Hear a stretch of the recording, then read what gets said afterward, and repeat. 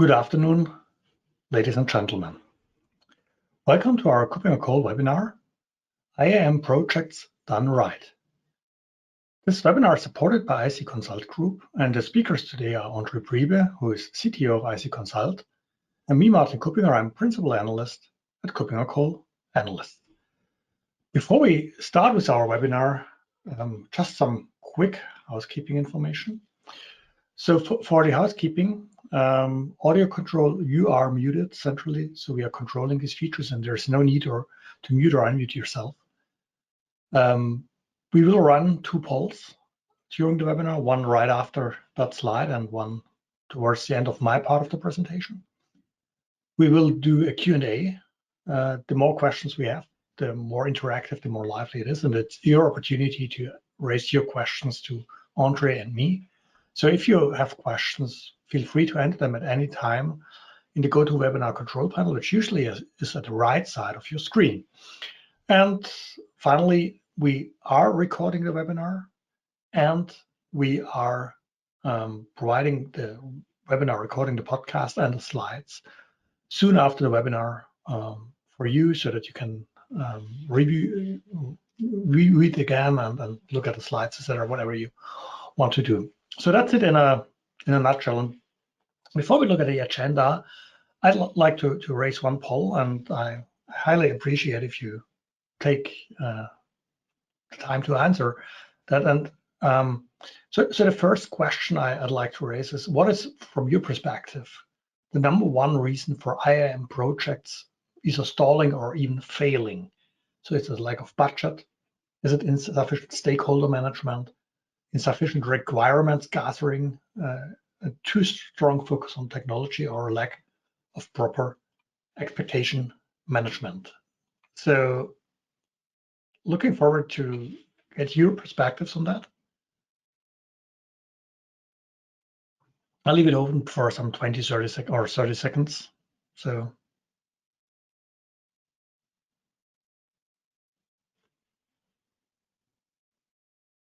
another 10 seconds.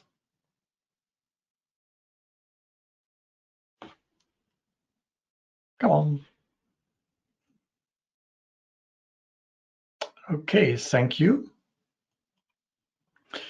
We'll look at these results later on when we do the Q&A. So as one part of the Q&A, we will give it a look. And with that, we come to the agenda of today. And in the agenda, as usual, is split into three parts. In the first part, I'll talk a little bit about common pitfalls and the need for a target operating model, which is one of the things I put some emphasis on during this webinar.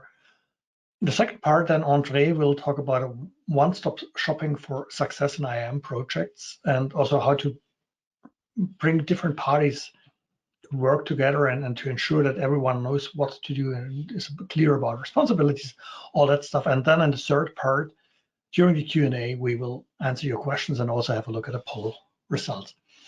I want to start with a little bit of a wrap up from a previous webinar Andre and me did a while ago. In this previous webinar, we talked about success factors for IAM projects. And we also talked about pitfalls. And I think pitfalls and success factors are sort of two coins of the same medal. And two sides of the same medal, sorry. And so what are these common pitfalls where you could come in trouble or which drive your success? It is understanding your requirements positively or negatively, not having gathered your requirements properly.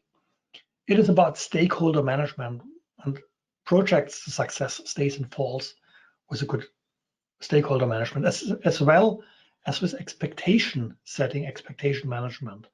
Set the expectations right. So don't oversell, be realistic, talk about what I always emphasize, both quick wins and big wins. So what are the things you want to do fast? What are the things you want to achieve on the longer run? Organization and both project organization and the transition into a line organization is important. Something we will touch later on when you talk about a target operating model. Having the skills in place, internal or external. Clearly, a pitfall is technology overkill. So technology is important, and we need technology, but it's only a part of it. And if we are too technology focused, we take a risk. We need change management. Don't leave people behind. Don't create resistance against your project. Set your focus right. Think modern. Don't. I think one of the big challenges today is that there's a tendency to say, okay, we go for what others did before, which is good to a certain extent. But if it means you're going to something which is already outdated, then it's the wrong way. So I think you need to find a good balance here. You might not want to be the pioneer, but you still need to understand what will you need in the future. Think beyond just the current requirements. It goes also back to requirements. And finally, last and least, pragmatism. Be pragmatic. You need projects change. There's a lot of things. You can't spend endless time with creating the perfect role model, but be pragmatic. Less than perfection sometimes is your winning factor. So this is something we talked about in a previous webinar, and the podcast is available online, so you can review also this other webinar. That brings us to projects and what are the key success factors for the projects. And this overlaps to a certain extent, but it also goes a little bit maybe deeper into some of the subjects. And I structured this into 5 areas. In fact, 4 areas that drive the success, and the 5th in the center, at the center, is what makes up success. And success comes from delivering on time, at budget, in quality, complete and distinct. Complete means delivering what you need. Distinct means don't redo things you have in another area just because you don't know about it or so. Do it user-friendly. So this is still one of the things we see so frequently, that there's technology-wise, functionality-wise, it's great, but users can't use it. It's too complex. It's too cumbersome to use it. Think about user-friendliness. User experience is super important. And last but not least, it must be extensible. The world will change, and do it for sort of a changing world, a growing world. Not just for your workforce, for your partners, for your customers, for all identities.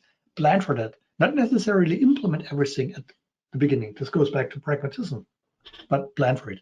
And to achieve that, you need to do good requirements analysis and a continuous update. Think in a program, and this program will change. This will evolve over time. So what are your current requirements you have, also from things that don't work as expected? What are future trends? This is what analysts can deliver. Ask the analyst. What are the regulatory requirements and other factors that come in? So think beyond just what you currently see as your challenge.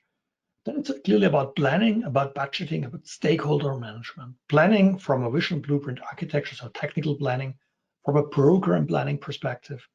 We touch stakeholder expectation management. Go from program into the concrete project planning.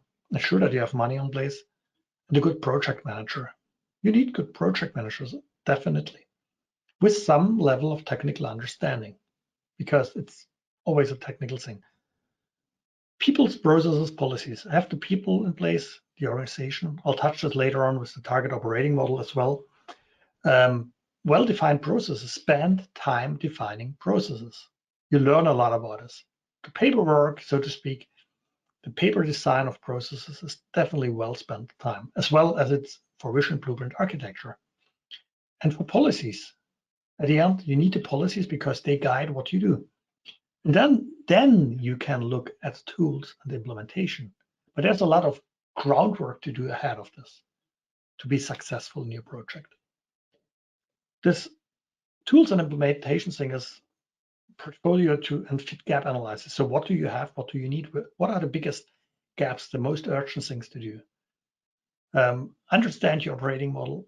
create a long list, so the breadth of vendors, look at whatever our leadership compass or other types of documents which look at this market, go down to a short list, narrow it down, run a proper RFI and RFP, request for information and for proposal, nail it down maybe to 2 vendors, do a POC. A POC is a POC, a short test, shouldn't take longer than 2 weeks, of some selected critical capabilities. Maybe also then go into an MVP pilot approach, but don't mix it up. Select the right provider and system integrator. You need to have the right partners on hand, and also have guidelines on hand for architecture and implementation, so that everyone who does some customization or coding does it following defined guidelines. For instance, everything you create as custom code should be held in separate, segregated microservices using APIs. That helps you to ensure that to reduce the risk of that when you have the next update, that all the customizations start failing if you work with a proper segregation through APIs. Also, some of the things we discussed in earlier webinars with IC Consult. And this brings you then also the IAM agility, because you need to be agile and you want to be agile. And for doing that, you need a couple of factors. And one is organization, one is people. So you need a proper organization. This is, again, this target operating model thing. You need the people, you need to educate people, because you will not find all the people on the market. And then you need to model what you want to have. So have a plan, have a high-level plan. You need to plan your concrete roadmap. You need to have a good operating approach. You need to build it in a well-thought-out, a modular way. This is, for instance, one of the things we have in this KuppingerCole defined concept of identity fabrics, where we also did a couple of webinars and we have a ton of research on that. And you need to automate. This brings you then to the target operating model, and also to a high degree of automation. So this automation thing is in that slide in some way twice, with the GitOps thing below that. And this target operating model I touched, this is very important. So define how your organization looks like. And you can start this with saying, okay, what are the major sort of operating and operating model categories, the major elements, which are governance aspects like access review and policy definition, which are onboarding and support manual fulfillment, which are process-related things, which are the operational provisioning, and all the other things. You really should create such a graphic. You should understand what are the elements, put it into layers like we did, where we have this development and platform operations. You even may split this into 2, where we have the functional operations and where we have the governance and business onboarding. And then the next step will be that you take such a graphic and think about who are the parties involved and who does what. What is centralized in your organization? What is decentralized? So are there things that are happening decentralized, like certain aspects of, for instance, entitlement management? Are there other things which definitely happen centralized, like policy design, or process design? What are things which might, to a certain extent, be centralized or decentralized, like you come up with a standard process framework, and whatever, some of your legal entities have the ability to adjust it to their specifics. You need to define that, and then you need to define who does what, who is responsible for what. You can create a hierarchy matrix, so responsible, accountable, etc. Or you could do it in a different way. But at the end, you need to understand who does what in this, and you even need to think about who does what from a line versus a project organization. So, and how is transition handled between the project and program and the line organization? So these things are things you need to define. You can start with a graphic like that. Feel free to use that. And then it's the groundwork to do, saying, okay, how does this map to my organization, to my partners, which partners do I have, like a cloud service provider, a managed service provider, system integrator, maybe some other partners who are more on the consulting side, the internal teams, and what is then the IAM team doing, what is the business teams are doing, how are they split up. And this also helps you in defining your future IAM organization at the end of the day. So you need to spend time on the target operating model. And you also should, for all of this, then take, and this goes sort of starts summing this up, taking a structured approach. And you may read from some that the idea of that plan, build, run, improve is not a valid approach anymore because everything is agile. I don't think so. I think we should better think in different layers, and all of them are in some way plan, build, run, improve. Even when you're agile, you sit together every 2 weeks and plan what you build and run and improve. So it is just in shorter circles in some way. And you have a long-term strategy, you have a stable architecture, and you need a stable architecture that can't change with every second week or so. You need an agile implementation, you need a continuous operation. And for these things, you need to think about what you need to plan, like the targets for your strategy, the principles for your architecture, the requirements for the implementation and the operation model. And then you need to think about what does it mean for building, for running, for improving. So I won't read up that entire slide. There's a lot of information in, and as I've said, we will provide a slide deck for download, and you can then go into details. But I think that the important aspect is you need to do a proper work at all levels, from the IAM strategy to the IAM architecture in that case, to the IAM implementation, to the IAM operations. And it will evolve. This is the improved part. It will not be something which stays as it is for the next 10 years. It will evolve. Think in a program, think in a living thing. IAM is constantly evolving. When I'm in IAM right now for probably more than 3 decades.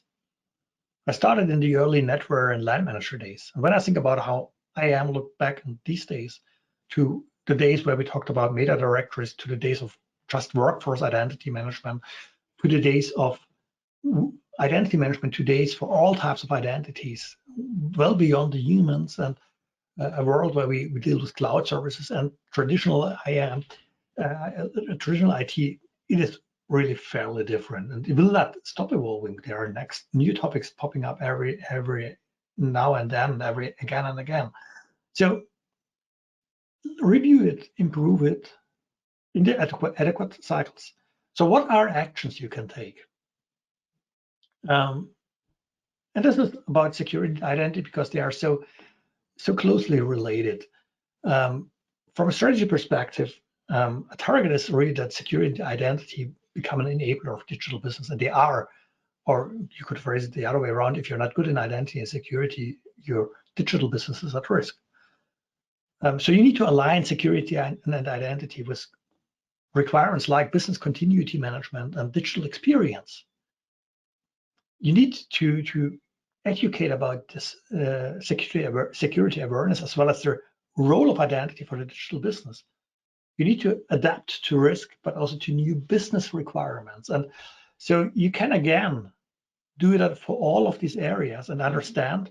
And I think part of the story is really tell the business the story that all you do here is not just something you must do because of some regulatory requirements, but it is a business enabler, and you can do it in a way where it enables business and it secures the business, and where it's convenient and secure. This must be your target, and you must do it in a very well-structured manner. And this is what I'd like to share with you in the 20 minutes I had. I want to bring up a second poll, and as I've said, all the slides will become available for download with all the details. The second poll is very easy.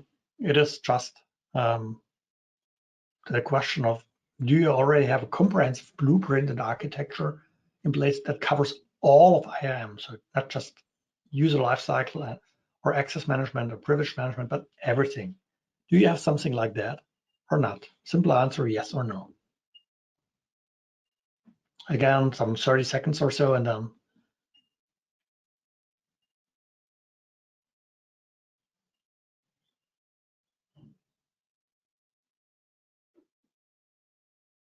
okay, another 10 seconds.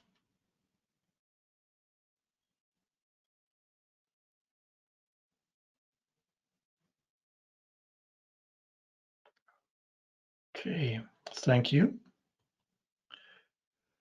With that, I am happy to hand over to Andre Priebe and his perspective on this topic as a one-stop shopping for success in IAM projects.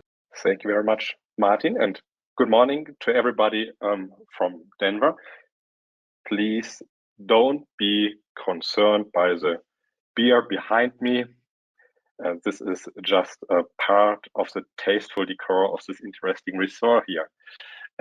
Yeah, today I wanted to talk a little bit about, well, expectation management in identity access management projects, because from my experience, it's very, very important in order to make them successful, because it somehow shows you what parts of the target operating model Martin explained is important, and who is taking care of that, and how are you going to hand over between these different different tasks and responsibilities here. Yeah, my name is Andre Priebe. I'm the CTO of IC Consult. We are a system integrator and managed service provider for identity and access management in all flavors, with more than 650 employees worldwide. Therefore, I'm delighted to share today some of the experiences we made with all the different solutions and different flavors out there. All right. Well, a little bit different picture on the aspect Martin explained. So one promise is, if we think about all the tasks we have to do for identity and access management, it makes a lot of sense to go for a SaaS solution instead of a software solution, for obvious reasons, right? Of course, plan, build, run, as Martin said, that's likely not the approach we are working today in agile IT, but anyhow, having iterations on that is valid, of course, and then it may be not different teams, but one team taking care of the different aspects of plan, build, run, and improve. And the expectation is clearly, if you go for a SaaS solution, you already get a bunch of functionality provided. Compared to software, there's less planning effort. The build effort is reduced significantly. The solution is a turnkey solution, and for the run, operating, well, the SaaS provider is taking care of that, so no efforts for you, right? So I would say congratulations if you start with that mindset, then you really prepared for making an educational experience, because my assumption is this will likely not work in that way. One example for that, some of you might know the Gartner hype cycle for identity and access management. A couple of years ago, there was an interesting thesis saying identity access management managed services are somehow deprecated, because SaaS services for identity access management will do the job in the future. Therefore, they are not required anymore, and will be out of the hype cycle in the future. Then the last hype cycle told a different story. Identity management managed services are back in the game and reaching the plateau of productivity. SaaS delivered identity access management is going back in time. The worst time is still to come. And I personally don't agree with the first opinion on Gartner on that, and also not with the new one. It's I think we don't have to think about you can go for managed services or for SaaS, but we have to combine these approaches to make an identity access management solution successful. So as we are talking about expectation management, it's time for a small reality check. There are a couple of SaaS providers out there, and today in RFIs and RFPs, typically SaaS is always the first choice for very good reasons, and I would not argue against that. Anyhow, the risk is, and here are some SaaS providers mentioned out there. Yeah. There are, of course, a couple of more. The risk is that during that sales process, there's, of course, by nature, kind of over-promising. And the expectation is, on the client side, driven by these discussions, it's so easy to consume these services, and we don't have to take care about a lot of critical things anymore. It's a turnkey solution. We can start right away by that. Please have in mind the target operating model Martin showed before. And now let's have a look to a more simplified form of that, and let's go through that. So in reality, what you get from the SaaS provider, and that's in a good quality, reliable service, secure service, are two of the aspects Martin mentioned. It is a platform development. You can compare that to the software development if you buy an identity access management software product. Yeah? So you don't have to build up the expertise for programming the software, developing the software, bringing in new features into the core product, and of course all the platform operational parts. Yeah? That's what you get, but these are two of the 6 building blocks. I don't want to compare now from the effort perspective, but this is something what we should have in mind. Now, why does it make sense to talk about managed services? Why does it make sense to have a managed service provider, even if you want to go for a SaaS solution? And this is, in simple words, because the managed service provider can, of course, cover much more of the aspects than the SaaS provider can do, because the SaaS typically multi-tenant approach is delivered to you as is. It's a defined SLA, but it is not doing exactly what you want it to do. You can compare it with a vanilla plain installation of an identity access management software, right? I think we all agree. If I make the double click on the installer, yeah, and the installer is done, then I'm not done with the project, right? There's something running, but now the real work begins, and that's somehow the analogy in a SaaS world as well. So therefore, let's now go a little bit through these different different aspects and discuss about important things to have in mind. As I said, the platform development is everything about providing the core functionality, everything what is but not just the functional perspective, also a lot of non-functional aspects, of course, implemented in the platform, hardening, security assessments, and so on, and especially combined with the platform operation, and you're getting everything what is required to have a service with a high availability. Yeah? Typically,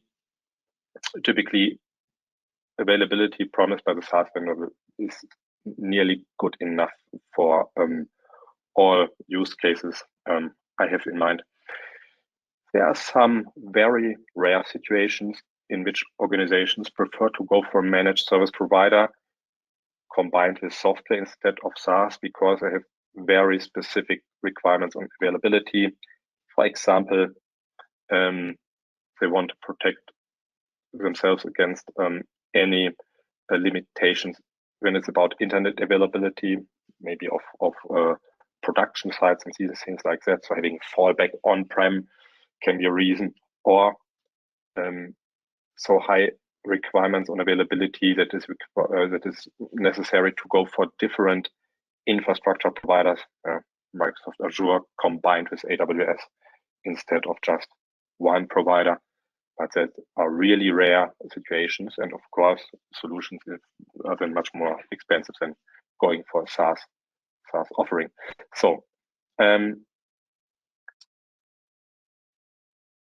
but what is now then the starting point after the SaaS offering or the tenant has been provided to your organization? Well, then we have the aspect of specifications, customizations, and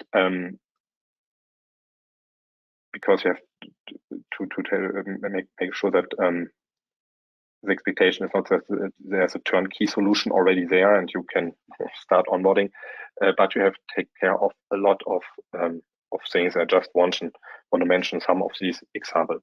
First of all, everything what is related to the corporate identity, the look and feel, but also communication with the end users, the data model, the processes.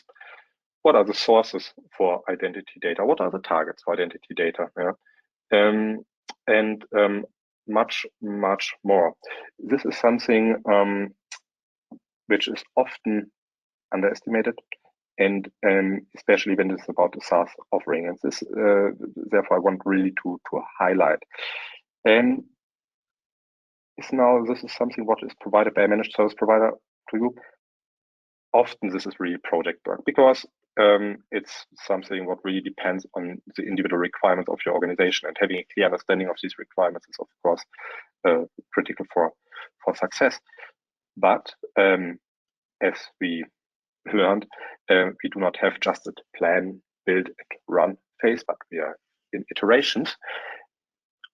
We often have the situation that the identity access management specification customization is part of kind of project to bring the system live in the very first iteration, but then having all the smaller adjustments of the solution is then part of a managed service.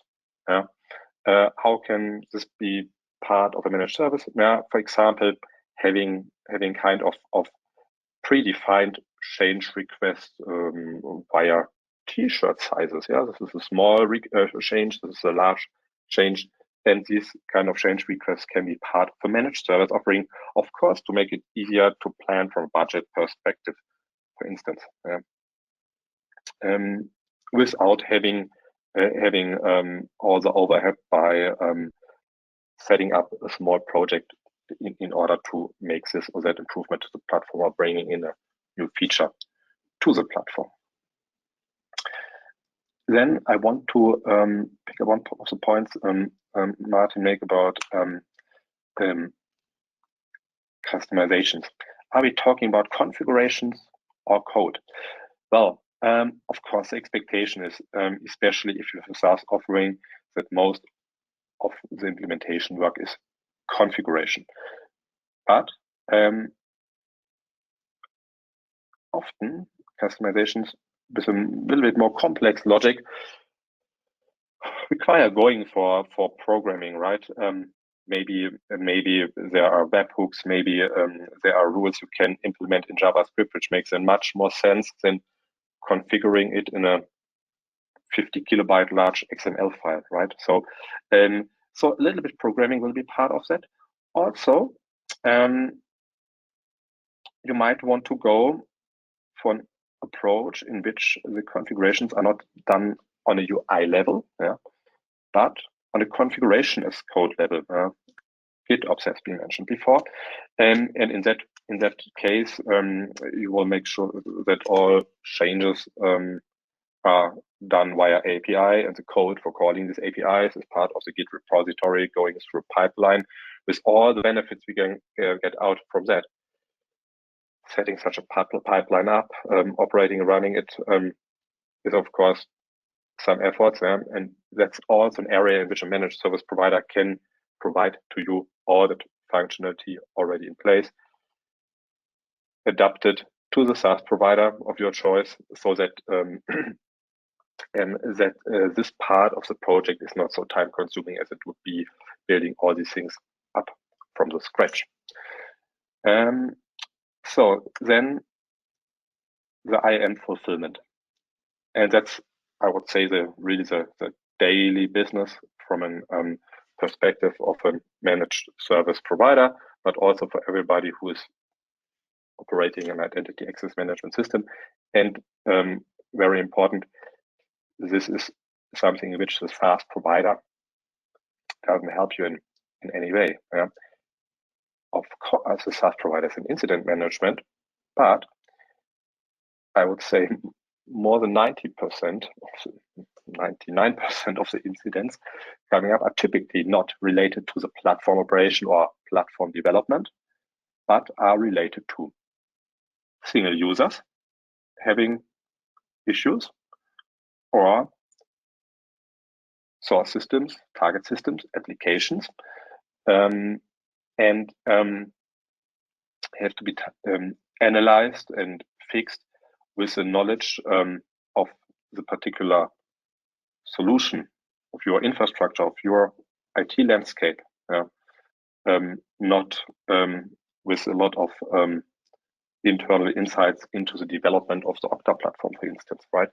And that's something what is often forgotten when it's about SLAs and also incident management. For what kind of incident management does the SaaS provider help, and what part is just not his responsibility because it's related to the own IT landscape. And therefore, this is typically a very important part for the managed service provider to provide defined SLAs for the incident management, incident response time, maybe incident resolution times, and having these things in place to allow you to provide a robust service. This is very closely related to the business onboarding as well, because the onboarding of new applications, of maybe new business units with specific policies in place. If you're in the situation in which you do not have enough manpower to be fast enough to fulfill these requirements of your IT partners in your organization, then the identity access management is becoming the bottleneck when it's about bringing new applications live. And this is a very, very bad situation, of course. It will damage the reputation of the service a lot, and this is something you really want to prevent. So a managed service provider with defined SLAs for all the onboarding procedures, the guidelines for application onboarding, maybe onboarding workshops with application owners, can help a lot to provide to build up a very good reputation for the identity access management within your company. And this is, on the long run, from my perspective, one of the most important goals, because if the reputation is damaged, then nobody wants, as part of a zero trust architecture, for instance, making the digital identity the core element of implementing such a security approach. So it has such a bad impact on the whole company if there are concerns about the identity access management. That's the reason why having a managed service provider in place is something which really helps a lot from my experience. Because if you build these things just up as a skilled project team, the project team will be gone one day, and people have to take over which don't have these insights anymore, and then it can be painful to later bring a managed service provider on board. It's much easier doing it at the beginning, at the early iterations, maybe starting with the go live of the overall solution. Anyhow, there will be, of course, parts which will likely not be done by the managed service provider itself, especially the IAM governance tasks we have seen in the target operating model, and it's important to have the internal capacity to take care of these kind of actions. And as we all know, IT resources are very hard to get. It makes sense having an efficient managed service provider that you and your organization can focus on these things which are important and required in order to have a successful identity access management solution running. Yeah, that's it from my side about identity access management, managed service, SaaS offerings, and how to make them successful. So now, Martin, back to you, and we are happy to answer questions. And we are back to the third part of the this webinar, where we will look at the questions and answers. And thank you for all the input you've provided. And what I want to do is first, I want to maybe start with one question. I think it is one where both you and I can provide some answers which came in, which is how can a managed service work efficiently together with internal IT resources? And so I think we come from a little bit different positions, because you're from an organization that also provides managed services. I'm the analyst, but I think maybe you start, and I bring in some of my thoughts about what are the important things to really make it work well when you have a couple of parties in. Yeah, Martin, you mentioned before the hierarchy matrix. Yeah? Of course, it's some effort setting that up, because you have a clear understanding what are all the tasks. Yeah, I think it's easy to have an understanding what are the players. Yeah, but what are all the tasks that have to be done?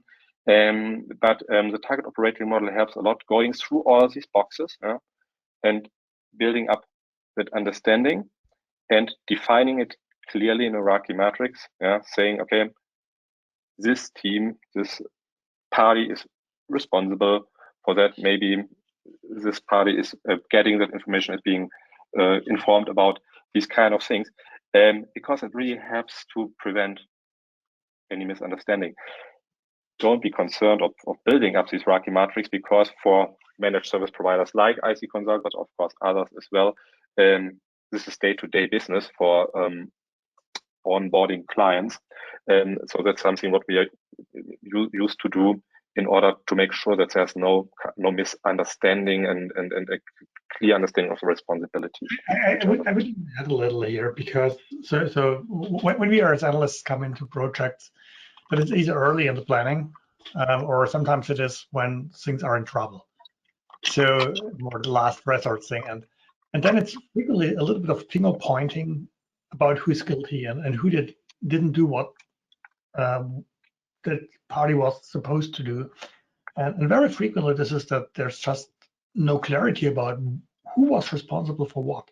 There are no defined interfaces. There's a lack of a clear organization. And I think this is exactly the point, which goes back to this target operating model, and maybe a hierarchy matrix is one of the ways to depict how all these things grip or work together. And that is the reason why I so strongly believe that you need a very good organization, organizational model which clarifies then for all these blocks, and even more in detail, which of the parties is responsible for what in which way. And I think this effort is never wasted time, because it will really help you. it goes then, and this is another question about SLAs. How do different SLAs play together? You need good service descriptions. You need good SLAs. You need to clarify things. Otherwise, you will more or less inevitably fail, or at least get in trouble sooner or later. Yeah, and also important from my point of view, as we were talking about SLAs, incident response times, these kind of things before.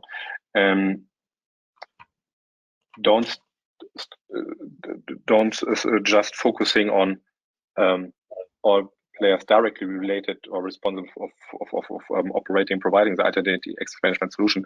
Also have the application owners in place, because they have to do their part as well in order to solve incidents which are related to specific applications. So there is also handover between the managed service provider and your IT organization, as analysis inside applications can just, of course, not be done by the managed service provider who's not in charge of them. So there are different points to hand over responsibility, and and that is really required to spend the time and efforts to.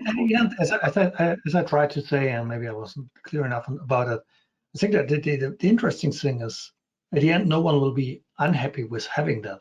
So it helps the business, it helps the various types of providers when everything is clearly defined, because it's not fun for any of these parties when there's trouble in the project. And so it is really an important and a very helpful thing.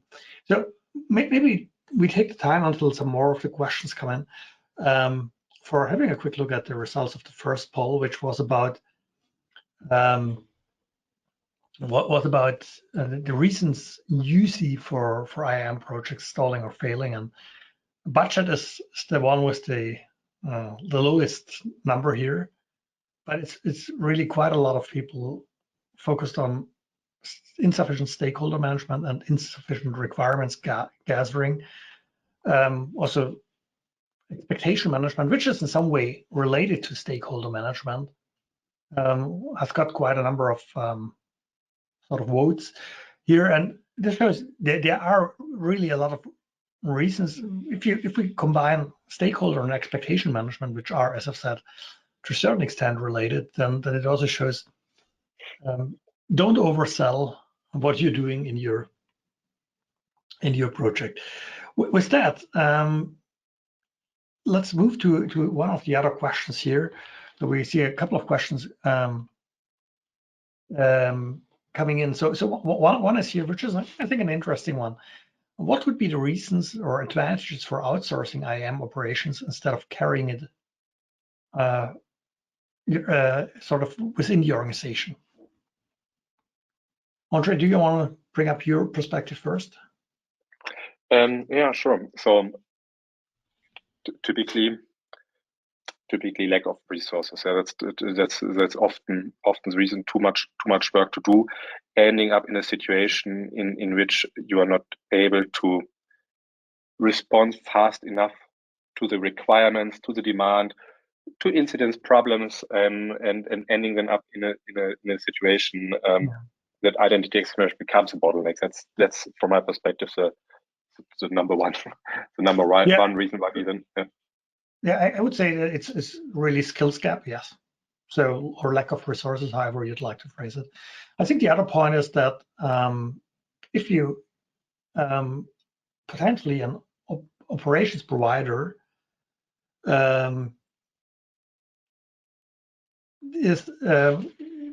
can do things more efficiently based on practices, on experience, then you can do it with just your internal team.